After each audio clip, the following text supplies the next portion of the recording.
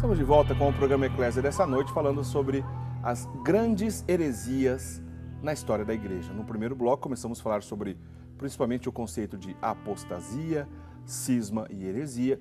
E agora a gente vai entrar no assunto mesmo das heresias na história da igreja. Você pode ligar para a gente, participar aqui conosco da nossa conversa. E na medida do possível a gente fala até inclusive da tua pergunta, né? Quero agradecer já algumas participações. O Leandro Ferreira mandou aqui uma mensagem para a gente. Luciana Freitas de Andrade, de Mossoró, Rio Grande do Norte. Rafael Elias Ferreira. Esmeralda Berardi, de Campinas. Muito obrigado pela participação de vocês. Hoje não tem sorteio do livro, viu? Hoje não tem sorteio. A gente volta em breve com o sorteio do livro. Padre Guido, vamos lá. O senhor poderia explicar para a gente, vamos fazer o seguinte, algumas histórias, algumas heresias, na ordem cronológica que apareceram? Melhor assim? Sim, é melhor. Se acompanhamos a história, a evolução da igreja, apresentando exatamente as primeiras heresias. Né? O senhor começaria por qual, Padre Guido? É o famoso montanismo. Montanismo? Montanismo, sim. Em que consiste essa heresia? Exato, o nome chamou-se assim porque o fundador, digamos assim, desta heresia foi um tal de Montano. Estamos no segundo século da história, né? E estamos na atual Turquia, certo, que era chamado de Ásia Menor. Certo. Este homem achava que o fim do mundo seria iminente. Podemos dizer que Jesus estaria chegando de um momento para o outro.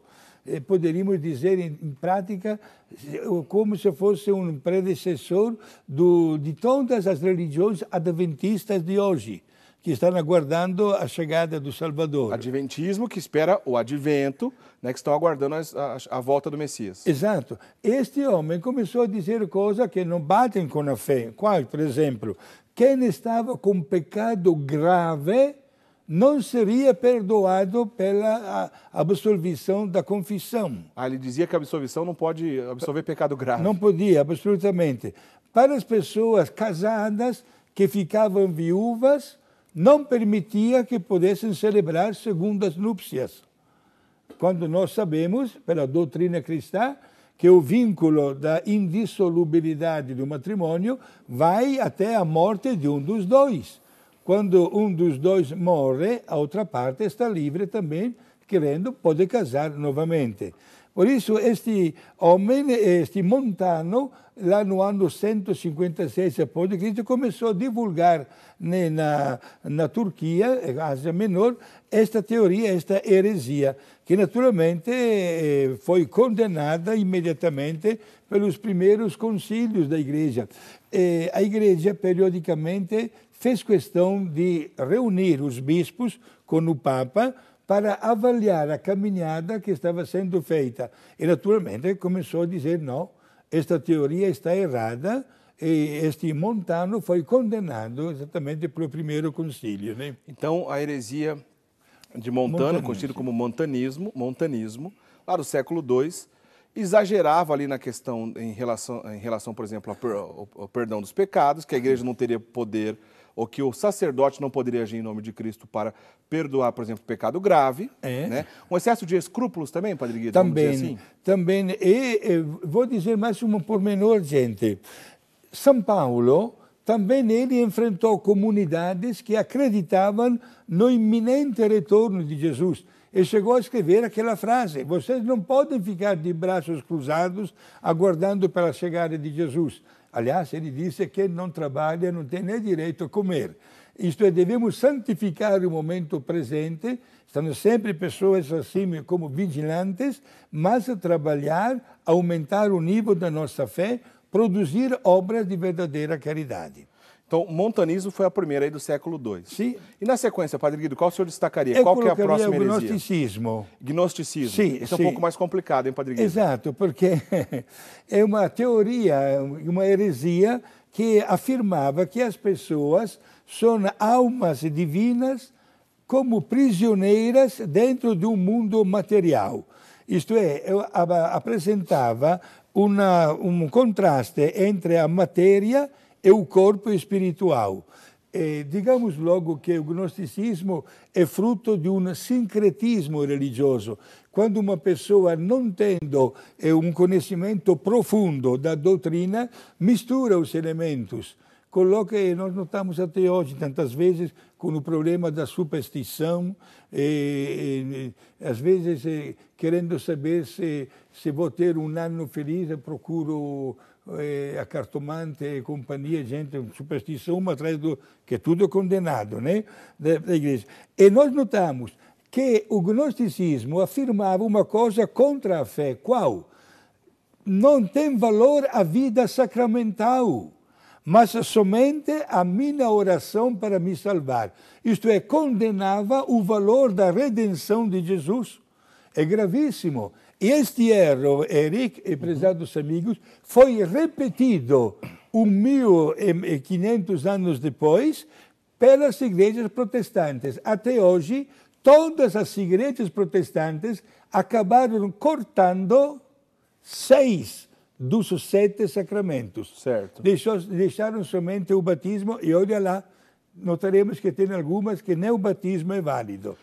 Por isso, o gnosticismo afirma só o valor da oração e não da graça de Deus para nos salvar. Foi necessário um concílio que se realizou na França, em Trier, mais de 1000 anos depois, no ano 1231. Bastante tempo depois. Exato. Em 1231, Concílio de Trier, na França. Exato. Condenou oficialmente o gnosticismo. Condenou oficialmente o gnosticismo. Ô, Padre Guido, nessa heresia chamada gnosticismo, que a gente já vê presente no século I, no século II, portanto é muito antiga, também já tinha aquela ideia errada e condenada pela Igreja de que a matéria é algo ruim. Exato. E notaremos outras heresias que dizem a mesma coisa. Certo. Inclusive algumas heresias que vou dizer agora, que não admitem que Deus se fez homem porque o mundo onde está o homem é ruim, é mau. Por isso não admitem uma coisa desta. E a grande confusão, como vamos ver daqui a pouco, a respeito da identidade de Jesus. Quem é Jesus? É homem, é Deus? Quantas naturezas tem? Quantas personalidades tem? Etc. Isso aí deu pano para manga, né, Padre Guido? Certo. Mas, peraí, a gente já chega nessas heresias chamadas cristológicas, né? Ainda falando do gnosticismo, só porque esse assunto é um pouco complicado, eu acredito, a palavra gnose significa conhecimento, né, Padre Guido? Sim. Então, esses gnósticos, né, que estavam dentro dessa heresia chamada gnosticismo, acreditavam que era só possível chegar a Deus através de um conhecimento intelectual. Não precisava da fé. Né, Padre Guido? Né? Agora, o senhor sempre cita aqui, Padre Guido, o senhor que é biblista, o senhor sempre cita aqui a questão dos livros apócrifos. É verdade que entre esses livros apócrifos, que são aqueles livros que a igreja não reconhece como divinamente inspirados, sim, entre os livros apócrifos nós encontramos os livros apócrifos cristãos e os apócrifos gnósticos? Sim, muitos, inclusive. E a igreja até hoje respeita estes livros, né? Livros apócrifos. Olha que não é um palavrão, né? Apócrifo significa, é uma palavra grega, significa escondido. Isto é, não de conhecimento público. E foram muitos os livros sobre a fé que marcaram, digamos assim, a caminhada dos primeiros séculos da igreja. Claro que a igreja, usando um critério e um discernimento divinamente inspirado, acabou fazendo uma seleção e determinados livros entram na literatura católica cristã. Outros permanecem, digamos assim, só como conhecimento. Certo, né? Certo. Bom, então, gnosticismo só pode chegar a Deus através do conhecimento. Né? A gente vê, como o senhor disse já, essas ideias gnósticas no meio de algumas seitas protestantes, também seitas esotéricas, né? uma compilação de crenças. Né? O sincretismo. O sincretismo, né, Padre Guido? Melhor assim.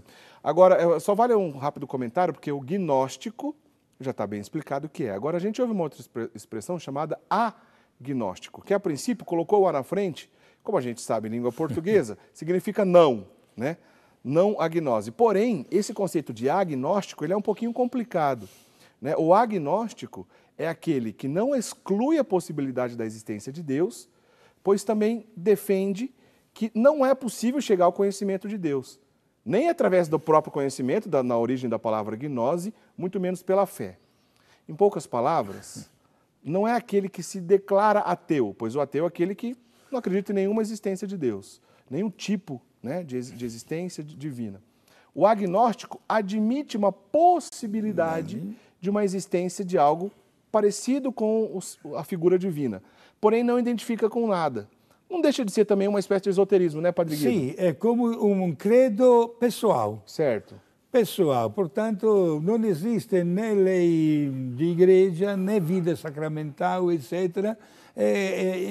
Uma pessoa pode dizer, olha, eu acredito num Deus pessoal que acompanha a minha vida, mas não quer absolutamente aceitar o valor da redenção, por exemplo. O querigma, isto é, a verdade divina revelada. É um grave perigo também nesta aqui. E não define que Deus é esse. Exato. Né? Não define. Que não pode existir um Deus pessoal, etc., fora do outro Deus, não tem outro caminho paralelo. Absolutamente. Muito bem. São conceitos um pouco complicados, mas é importante para a gente aprender. Padre Guido, depois, essa já é famosa, chegamos aí... Respeitando o seu desejo, Eric, de uma maneira assim, mais ou menos cronológica, certo. olha que são somente algumas das grandes heresias, né? Temos o arianismo. Essa é bem famosa, né, Padre Guido? Sim, exato. Já estamos no século IV. Né? Arianismo é do século IV. Sim, tá. O fundador, lamento dizer isso, era um padre que se chamava Ario, era do Egito, da cidade de Alexandria. Certo. Ele, quando quis estudar o mistério da Santíssima Trindade, não sabia conciliar a encarnação de Jesus. Mas, afinal de contas, quem é Jesus? É como o Pai, é inferior ao Pai, ou é homem, ou é Deus, etc. E ele chega a dizer que Jesus, como filho de Deus, é desculpa a expressão, um Deus menor. Ele coloca uma hierarquia entre Deus Pai e Deus Filho, como se fosse subordinado ao Pai. Certo. Esta heresia foi logo condenada pelo primeiro concílio ecumênico que definiu a respeito de Jesus que Deus é Deus de Deus, luz de luz, gerado e não criado. O senhor está falando do Concílio de Nicéia, o famoso Concílio de Nicéia. Que formulou o credo. O ano 325, né, Padre Exato, Guido? estamos já aí. Bom, só recapitulando aqui, a partir do arianismo, Padre Guido, o senhor está explicando para a gente já sobre as heresias cristológicas, como o senhor acabou de explicar, diretamente ligada à pessoa de Cristo, né, Padre Guido? Sim. Então, no ano 325, a igreja se reuniu, o famoso Concílio de Nicéia. Em 325 foi o Concílio de Nicéia. Depois teve o Concílio de 381, que é o Concílio de Constantinopla, né, Padre Guido? O senhor estava explicando agora há pouco, o senhor falou aí, Deus de Deus, luz da luz, Deus verdadeiro de Deus verdadeiro. Gerado e não criado. Consubstancial com o Pai. Isto é, o Pai, o Filho e o Espírito Santo têm a mesma natureza divina. Não existe uma hierarquia, como alguém poderia imaginar. Claro que usando uma linguagem tipicamente humana, é fácil pensar nisso. Um pai tem uma geração, pelo menos, de distância com um filho. Mas esta linguagem não se adapta à essência de Deus, porque o Pai, o Filho e o Espírito são consubstanciais. Não existe esta hierarquia. O Pai é Deus, o Filho é Deus e o Espírito Santo é Deus. Agora, o grande mistério é que não são três deuses, mas formam um Deus só. É muito interessante isso aí, né, Padre Guido? Só para complementar aqui, quando a gente reza toda a missa, a gente professa a nossa fé, nós rezamos o creio. Creio em Deus Pai, Todo-Poderoso, que é um costume, né, principalmente a partir do Concílio Vaticano II para cá, a oração do creio, a profissão de fé, de maneira um pouco mais resumida. Quando a gente vê em algumas missas solenes, né, em algumas festividades importantes durante o ano, isso acontece na Páscoa, por exemplo, você pegar lá aquele folhetinho da missa, você vai ver na hora do creio, está escrito assim, ó, profissão de fé niceno... Símbolo niceno-constantinopolitano. Olha, isso, essa palavra é um símbolos. pouco compreensível. Repete aí, Padre Guido, que eu não vou conseguir repetir isso aí, não. Símbolo niceno-constantinopolitano. Tem tudo a ver com o que a gente estava dizendo aqui, ó, niceno, porque parte foi elaborado em Nicéia, 325, nesse primeiro concílio, e o segundo... Em Constantinopla. No ano 381. É por isso que a gente estava repetindo agora há pouco, as verdades de fé ali nesse símbolo niceno-constantinopolitano são mais esmiuçadas, vamos dizer assim. Sim. Por isso que, justamente refutando e condenando o arianismo, olha lá, ó, Deus de Deus, luz da luz, Deus verdadeiro de Deus verdadeiro, gerado não criado, consubstancial ao Pai. Quer dizer, a mesma substância, consubstancial ao Pai. E esta afirmação do concílio criou, desculpe a expressão, um mal-estar em vários bispos que também estavam ao lado diário. Inclusive, nós temos o Santo Atanásio, que acabou sendo até colocado na cadeia, porque concordava com a definição dogmática do concílio, mas os colegas dele fizeram com que caísse fora e o colocaram na cadeia. Inclusive, sofreu por causa da fé. Olha só, Santo Atanásio é um grande símbolo dessa época. Inclusive, a gente tem um credo de Santo Atanásio. Também. Uma profissão de fé de Santo Atanásio, reafirmando todas as verdades ali que a igreja afirmou em Nicéia e Constantinopla. Padre Guido, o arianismo foi um período difícil para aquela comunidade primitiva, mas vamos dizer assim, por causa, talvez seja um exagero, mas através dessa possibilidade de combater uma heresia, veio um grande símbolo de fé que a gente está aqui rezando até hoje. Exato. E é bom também dizer ao nosso telespectador, como motivo de cultura, que o arianismo não permaneceu unido.